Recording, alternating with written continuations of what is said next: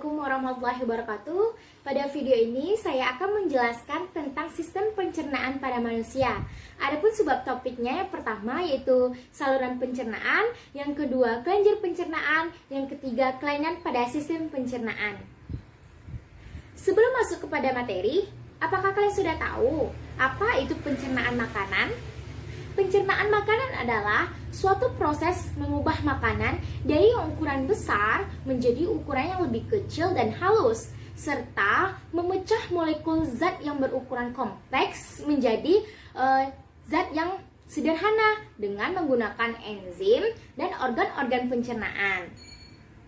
Proses pencernaan pada manusia dimulai dari mengunyah, menelan, dan mencampurkan dengan enzim-enzim yang telah direproduksi, mulai dari mulut sampai ke anus. Proses pencernaan pada manusia terdiri atas dua proses. Yang pertama ada proses pencernaan secara mekanik, yaitu proses mengubah makanan dari yang berukuran besar menjadi ukuran yang lebih kecil dan halus. Pada umumnya, proses pencernaan mekanik ini dilakukan dengan menggunakan gigi. Yang kedua yaitu proses pencernaan secara kimiawi, yaitu proses mengubah makanan dari zat yang kompleks menjadi zat-zat yang lebih sederhana dengan menggunakan enzim. Nah, sekarang kita masuk kepada saluran pencernaan. Apa itu saluran pencernaan? Saluran pencernaan adalah saluran yang menerima makanan dari luar dan mempersiapkannya diserap oleh tubuh. Adapun organ-organ pada saluran pencernaan ini, yang pertama ada oral atau mulut, yang kedua ada faring, yang ketiga ada esofagus atau kerongkongan, yang keempat ada ventriculus atau lambung, yang kelima ada intestinum atau usus halus, yang keenam ada kolon atau usus besar, yang ketujuh ada anus. Organ yang pertama yaitu oral atau mulut. Di dalam mulut ini terjadi proses pencernaan secara mekanik dan kimiawi. Pada rongga mulut ini terdiri atas yang pertama ada dens atau gigi, yang kedua ada lingua atau lidah, yang ketiga ada glandula salivales atau kelenjar ludah. Organ yang kedua yaitu faring. Faring merupakan organ penghubung antara rongga mulut dengan esofagus. Faring juga merupakan tempat pertemuan antara traktus digestivus dan saluran respirasi. Adapun pembagian faring, yang pertama ada nasofaring, yang kedua ada orofaring, yang ketiga ada tonsil atau amandel. Bagian-bagian dari faring, yang pertama nasofaring, yaitu sebagai jalur pernapasan dari hidung ke tenggorokan, yang kemudian diteruskan menuju paru-paru. Yang kedua ada orofaring, yaitu bagian faring yang terletak di belakang rongga mulut. Orofaring dapat dilewati udara dan makanan sehingga berperan dalam sistem pencernaan dan sistem pernapasan. Yang ketiga ada hipofaring, tonsil atau amandel, yang merupakan bagian paling akhir faring.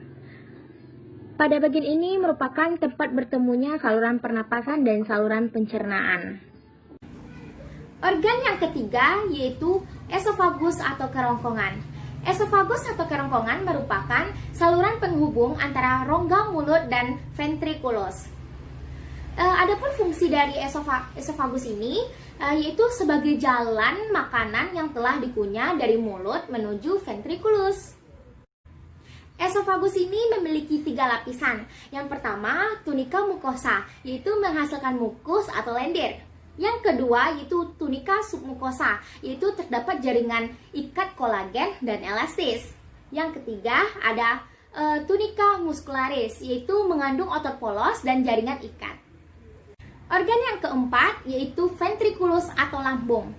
Ventriculus atau lambung merupakan organ kantung besar yang terletak di sebelah kiri rongga perut. Pada ventriculus ini merupakan tempat sejumlah proses pencernaan berlangsung. Adapun lapisan-lapisan dari ventriculus sebagai berikut. Lapisan pada ventriculus yang pertama adalah lapisan peritoneal atau lapisan serosa, yang merupakan lapisan terluar dari ventriculus yang berfungsi sebagai lapisan pelindung perut. Yang kedua ada lapisan berotot, terdiri dari kardiak yang merupakan bagian atas ventriculus yang berhubungan dengan esofagus dan hepar. Yang kedua ada fundus, merupakan bagian tengah ventriculus yang bentuknya membulat.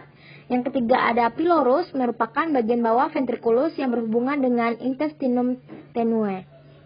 Selanjutnya ada lapisan submukosa, yaitu lapisan di mana pembuluh darah, arteri, dan vena dapat ditemukan untuk menyalurkan nutrisi dan oksigen. Selanjutnya, lapisan mukosa, yaitu lapisan di mana sel-sel mengeluarkan berbagai jenis cairan seperti enzim, asam lambung, dan hormon. Organ yang kelima, yaitu intestinum atau usus halus. Intestinum atau usus halus merupakan tempat penyerapan sari makanan dan tempat terjadinya proses pencernaan ini berlangsung panjang. Kenapa disebut panjang? Karena usus halus ini memiliki panjang lebih kurang 8,25 meter. Wow, bayangkan bagaimana usus kita bisa terdapat di dalam tubuh. Adapun bagian-bagian dari intestinum, yang pertama ada duodenum atau usus 12 jari, yang merupakan usus halus yang berbatasan dengan ventriculus.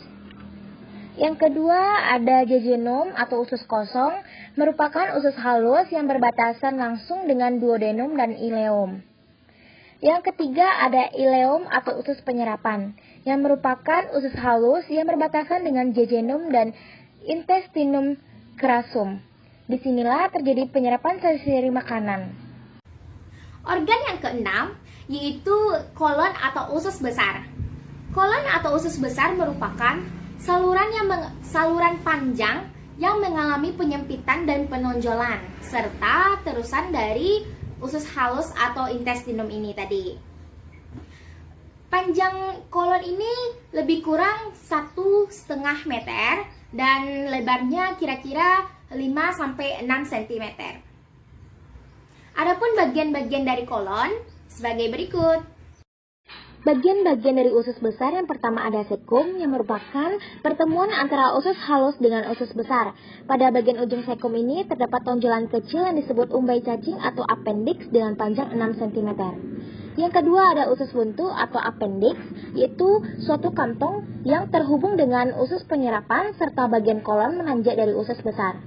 Yang ketiga ada kolon atau usus tebal, merupakan bagian yang lebih tebal dan menyempit dengan banyak tonjolan pada bagian permukaannya. Yang terakhir ada rektum atau poros usus, merupakan bagian terakhir dari usus besar, terletak di bawah kolon sigmoid yang menghubungkan intestinum mayor dengan usus. Organ yang ketujuh yaitu anus. Anus merupakan lubang tempat pembuangan feses dari tubuh. Sebelum feses itu dibuang dari tubuh, feses itu ditampung di sebuah tempat yang dinamakan dengan rektum. Apabila feses itu telah selesai atau siap untuk dikeluarkan, maka otot-otot sphincter rektum akan bertugas sebagai penutupan dan pembukaan dari anus tersebut. Selanjutnya kita masuk kepada subtopik yang kedua, yaitu kelenjar pencernaan. Kelenjar pencernaan ini terdiri atas 4.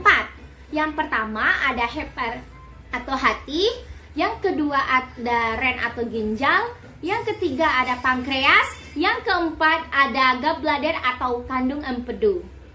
Selanjutnya kita masuk kepada subtopik yang ketiga, yaitu kelainan pada sistem pencernaan.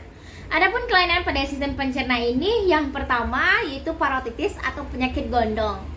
Parotitis ini merupakan penyakit yang disebabkan oleh virus yang menyerang pada kelenjar air ludah di bagian bawah telinga, sehingga kelenjar air ludah itu membengkak dan membesar. Yang kedua ada serostomia, yaitu penyakit pada rongga mulut akibat kurangnya produksi dari air ludah. Yang ketiga ada tukak lambung, yaitu terjadi karena adanya luka pada dinding lambung bagian dalam. Yang keempat yaitu appendicitis atau usus buntu. Yang kelima ada diare atau mencret. Nah, ini disebabkan oleh bakteri maupun protozoa yang terjadi pada usus besar atau kolon. Demikianlah video sistem pencernaan saya pada hari ini. Terima kasih. Assalamualaikum warahmatullahi wabarakatuh.